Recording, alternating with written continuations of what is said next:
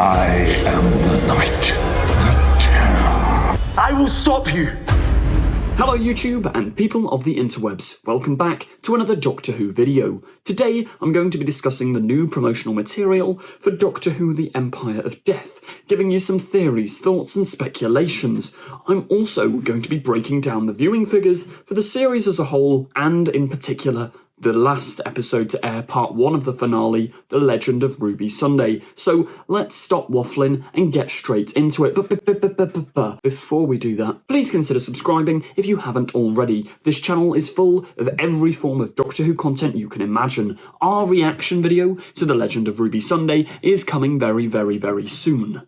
Oh, and shout out to Russell T Davies for liking our reaction over on Instagram. Legend of Russell T Davies. Anyway, let's just jump into it, because this article from TV Zone gives us the look at all of the series viewing figures so far. Space Babies got an overnight of 2.6 million, which, I'm not gonna lie, the series started off not doing that well, which is a bit of a shame. I mean, Russell T Davies himself has already happily admitted it in an article. It's not like it's a disaster, but the series didn't start off as high as they'd have hoped. Now bear in mind that the 2.6 million is purely the overnights of those people that watched BBC One at 6:30. This has nothing to do with people who watched on iPlayer, which is myself and most people I know. And it has nothing to do with people that caught up over 7 days on iPlayer. This figure also has absolutely nothing to do with Disney+. So all of you negative people and doom speakers of evil can stop waffling. The 2.6 million has no Disney Plus correlation. Disney Plus haven't actually released the viewing figures for Doctor Who over on their platform, and before you go, well, why haven't they released them? They very rarely release the viewing figures. Doctor Who was in the top 10 programmes when these episodes were airing. Where it is now, we genuinely just don't know. I mean, Star Wars The Acolyte came out recently, and I think it was getting around like 4 million viewers in like their equivalent of overnights, which that's not far off the BBC's Space Babies. That's also not considering like Disney Plus, add the BBC iPlayer, add the overnights. Who knows how big the final viewing figures for Doctor Who are? The media landscape is massively changing and people don't watch TV like they used to. Almost all of my friends who I know in person and aren't major Doctor Who fans but do tune in, they watch it on like, I don't know, Wednesday or Thursday when they've completed work. People simply don't need to watch it immediately live on TV anymore. And it's a shame, because I love doing that. Like, I will be there. Whenever these episodes air, I am there for the moment they come out. But that's just not the world we live in. We live in an age of streaming, so bear all of that in mind. The 7-day consolidated did go up massively, though, to 4 million, which is good. But 4 million in 7 days still isn't the big hit that they want. It is quite a step down from the 60th anniversary specials, but once again, you kind of got to consider David Tennant, Catherine Tate coming back for 3 episodes. That's always going to draw in more of the general public than a new show. Well, the equivalent of a new show. Also, the time of year that these episodes aired is a bit of a mess. Originally, Russell T Davies has stated they wanted it to air in January, with Church on Ruby Road being episode 1, and then the series following the subsequent weeks after. I don't know why I struggled to get those words out. But to make it the best show it can be, do all the VFX properly, they had to wait. So I can see why, because I do think Space Babies, although a fun episode, it's great characters, and I like the mystery, it's fun, it's camp, whatever, I don't think Space Babies is a brilliant episode 1.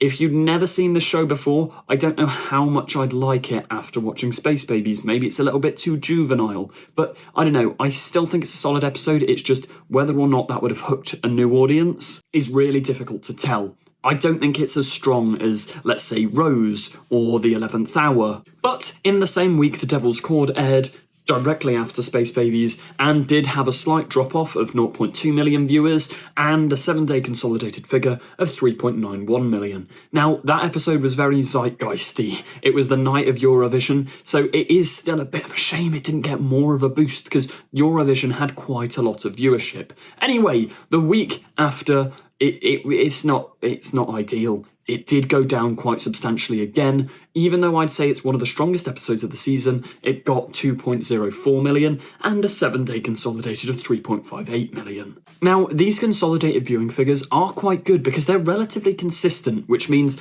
the show has secured, although not immediately bringing in loads of people necessarily, it's secured a very loyal 4 million viewers, which for a show airing live nowadays, that's not bad at all. 73 Yards, interestingly, went right up.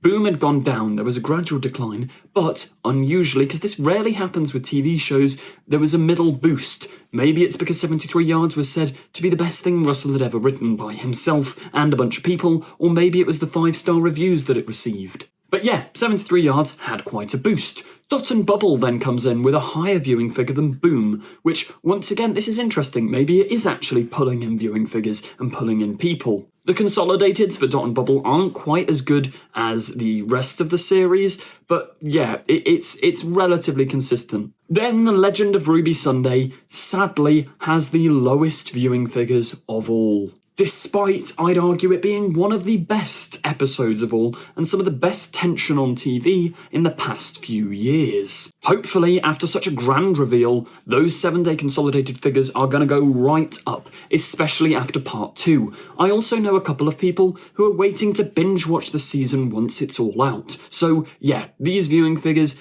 are pretty tricky to read, and I think for now Doctor Who is in relatively safe hands. I know because of the wilderness years, there is always a panic of, is Doctor Who going to be cancelled? But Russell is already, well, they've already shot season 2. It's in the can. We're getting at least that. And while season 3 hasn't been officially renewed, Russell is currently writing episode 6 of that season, so they are pretty confident that it is going to carry on for a while. But enough viewing figure talk, let's get into these promotional materials, once again compiled by the wonderful TV Zone. So here's our first look at images and trailer from next week's Doctor Who finale, Empire of Death. And yeah, as I say, if you want to see our reaction video to that, it's coming out tomorrow, so stay tuned, subscribe, notification bell on. Here is Ruby in the VHS time chamber thing. I think those are the cracks that were caused when it all sort of blew up. The Doctor told her to run there at the end of the last episode, and I have a theory as for why.